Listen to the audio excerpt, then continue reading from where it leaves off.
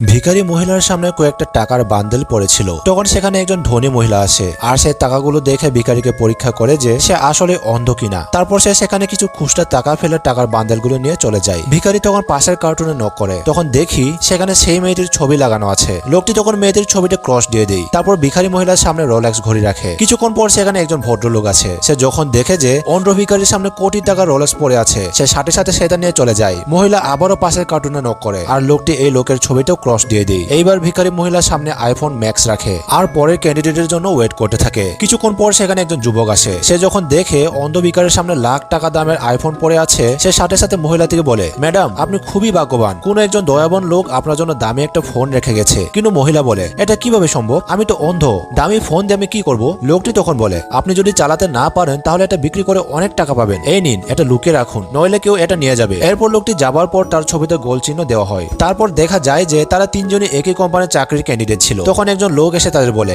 Interview হতে দেরি হবে, আপনার আগে নাস্তা করে নিন। তখন লোভী ছেলে মেয়ে তাড়াহুড়ো করে নাস্তা নিতে থাকে। তখন সেই ভিখারি মহিলাটি এবার ক্লিনার সাইজে সেখানে আসে আর সে নাস্তা নেওয়ার ভান করে। কিন্তু মেয়েটি তার হাতে বাড়ি দিয়ে বলে, এটা তোর মতো ক্লিনারদের জন্য না, এটা আমাদের মতো বড় অফিসারদের জন্য। কিন্তু তখনই সেই ভালো লোকটি এগিয়ে আসে আর সে কিছু নাস্তা দিয়ে মহিলাটিকে বলে, এই নিন, আমার নাস্তা আপনি খান, আমার খিদা নেই। এরপর তাদের নেওয়া হয় একটি রুমে, যেখানে তাদের সামনে ছিল 3টি বক্স। অফিসের লোক তখন তাদের বলে, ইন্টারভিউ হবে না, এখানে আপনাদের যোগ্যতা অনুযায়ী পদ দেওয়া হয়েছে। জন নামের লোকটি প্রথমে বক্স চেক করে, সেখানে সে পৃথিবীর একটি গোলক পায়। পিএস তখন বলে, জন আপনি সারা পৃথিবী ঘুরে ঘুরে আমাদের ব্যবসায় দেখভাল করবেন। এরপর ভালো লোকটি বক্স চেক করে আর সেখানে গাড়ির একটি খেলনা ছিল। পিএস তখন বলে, আপনি আমাদের বেসমেন্টের গাড়ির যত্ন নেবেন। সবার শেষে সারা নামের মেয়েটি বক্স চেক করে, সেখানে সে একটি বাটি পায়। পিএস তখন বলে, আপনি আমাদের কুকুরদের খাবার দিবেন আর তাদের যত্ন নেবেন। কিন্তু এটা শুনে সারা অনেক রেগে যায়। সে বলতে থাকে, আমার সাথে এটা অন্যায় হয়েছে, আমিও সারা পৃথিবী ঘুরতে চাই। এটা বলে সে জনের কাছ থেকে পৃথিবীর গোলক নিয়ে কারাকারি শুরু করে দেয়। ভালো লোকটি তখন হেসে হেসে বলে, আরে তোমরা এটা নিয়ে ঝগড়া করছো কেন? কাজ তো সবই কাজ।